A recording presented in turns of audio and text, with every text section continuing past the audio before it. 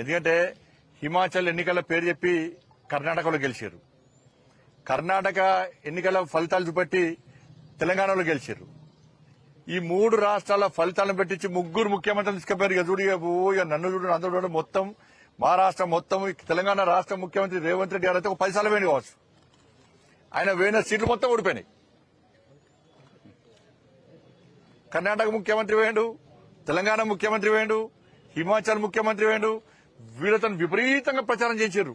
మేము ఇన్ని హామీలు ఇచ్చినాం, ఈ గ్యారెంటీ ఇచ్చినాం, 10 గ్యారెంటీలు అక్కడ, పాంచన్యాయం అని చెప్పి కర్ణాటకలా, 6 గ్యారెంటీలు అని చెప్పి తెలంగాణలో మేము అమలు చేస్తామంటే ప్రజలు ఇక్కడ ఏ విధంగా ధోకా చేసింది కాంగ్రెస్ పార్టీ, ఏ విధంగా నమ్మక ద్రోహం చేసింది 3 రాష్ట్రాల్లో, ఏ విధంగా ప్రజలను వంచింది, ఎన్నికల ముందు హామీలు ఇచ్చే విధంగా మోసం చేసింది, తిరిగి మహారాష్ట్రలో ఏ విధంగా తప్పుడు ప్రచారం చేస్తుందో ప్రజలు విశ్వసించరు, ఆ నమ్మిరు, వాళ్ళ అన్ని వాస్తవ విషయాలు గ్రహించారు. కాబట్టి ఇప్పుడు కాంగ్రెస్ పార్టీ ఓటమికి కారణం తెలంగాణలో కాంగ్రెస్ ప్రభుత్వం, కర్ణాటకలో కాంగ్రెస్ ప్రభుత్వం, హిమాచల్లో కాంగ్రెస్ ప్రభుత్వం యొక్క వైఫల్యాలు, ఇచ్చిన హామీలు నెరవేర్చకుండా ఉల్టా తప్పుడు ప్రచారం చేయడం వల్లనే ఇలా మహారాష్ట్రలో కాంగ్రెస్ కూటమి ఓటమి చెందింది.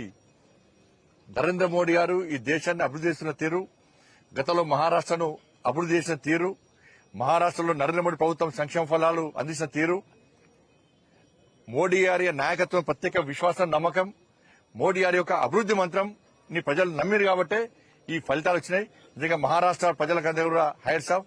తెలంగాణ రాష్ట్రం నుంచి కూడా అనేక మంది నాయకులు, కార్యకర్తలు చాలా మంది ఇవాళ మహారాష్ట్రలో ప్రచారం వేరు. కాంగ్రెస్ పార్టీ కర్ణాటక ఎమ్మెల్యేలు, ఇక్కడ ఎమ్మెల్యేలు బూత్కొక్కన్నారు, కానీ ఎమ్మెల్యేల పతేర పనిచేయలే. బీజేపీ కార్యకర్తల ముందు బీజేపీ కార్యకర్తలు ప్రతి ఇంటికి వెళ్ళి అభివృద్ధి గురించి చెప్పారు, మోడీ గారి నాయకత్వం గురించి చెప్పారు, ప్రజల ఓటు రిక్వెస్ట్ చేశారు. కానీ కాంగ్రెస్ పార్టీ అబద్దాలు ప్రచారం చేసిన కాబట్టి వాళ్ళకు వాళ్ళ అడ్రస్ గల్లంతైంది. కాబట్టి Congress party iron leg party. ఇక పార్టీతో ఎవ్వరు ఉండరు. ఇక ఐఎన్డీఏ చీలిపోవడం ఖాయం, ఐఎన్డీఏ కూలిపోవడం ఖాయం. దాన్ని ఎవరు పట్టించుకోరు. ఐరన్ లెగ్ పార్టీతో ఉండేటువంటి ప్రయత్నం ఎవరు చేయరు. కానీ తెలంగాణ ప్రభుత్వం కూడా ఇదే గతి పట్టబోతున్నది. తెలంగాణ రాష్ట్ర ప్రభుత్వాన్ని కూడా కాంగ్రెస్ పార్టీ ప్రభుత్వానికి ఇదే గతి పట్టబోతున్నది. మీరు హామీలు ఇచ్చి ఇలా ఏ ఒక్క హామీని నెరవేర్చే ప్రయత్నం చేయలే.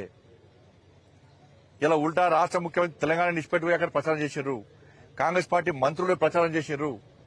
2,500 రూపాయలు ఎంతమంది మహిళలకు ఇచ్చారో మహారాష్ట్రలో చెప్పలేకపోయారు. మేము పోయి చెప్పినాం. కాంగ్రెస్ పార్టీ మోసాలని కూడా చెప్పినాం. మేము పోయి కిషన్ రెడ్డి గారు వేరు, నేను వేరా, ఇంకా చాలా మంది నాయకులు పోయి వాస్తవ విషయాలు చెప్పినాం.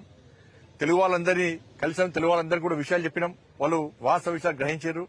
కాబట్టి కాంగ్రెస్ పార్టీ తెలంగాణ రాష్ట్ర ప్రభుత్వం, తెలంగాణ రాష్ట్రంలో కాంగ్రెస్ పార్టీ ప్రభుత్వం మీరు ఇచ్చిన హామీలు నెరవేర్చారా?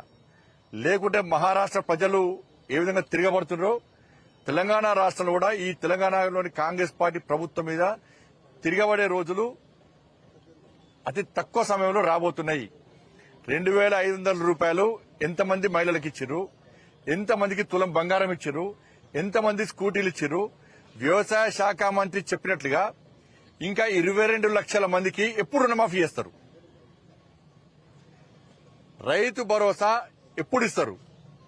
రైతు కూలీలకు 12,000 రూపాయలు ఎప్పుడు ఇస్తారు? 500 రూపాయల బోనస్ ఇంకా ఎప్పుడు అకౌంట్లో వేస్తారు? కొనుగోలు విషయంలో రైతులను వంచినందుకు క్షమాపణలు ఎప్పుడు చెప్తారు? 2 లక్షల ఉద్యోగాలను వెంటనే భర్తీ చేస్తున్నారు, ఎప్పుడు భర్తీ చేస్తారు?